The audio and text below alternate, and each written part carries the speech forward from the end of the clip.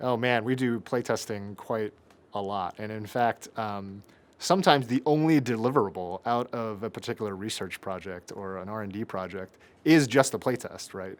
Is just the data that we're going after. For example, some of the more live action role playing playtests that we've done, that's exactly what they were. They were playtests. They're not installed in the park permanently. It's really just drop it in the park, playtest it, see what the response is, gather as much data as you can, design the next thing, and go from there. And maybe one day we'll get enough data and get enough experience on our end to be able to develop something that goes beyond a playtest. So yes, testing is something that we do quite often and quite a lot.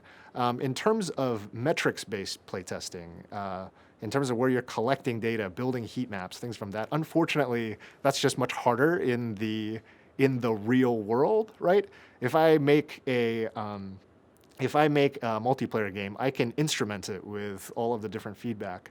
But if I have 6 months to build a prototype for a live action role playing experience inside a park, it's much harder to instrument that. So in terms of playtesting, we generally look at playtesting as much more like interviewing and much more about the emotional response of people and much less about the numbers and the metrics of things. Although I really do wish that we could balance the two.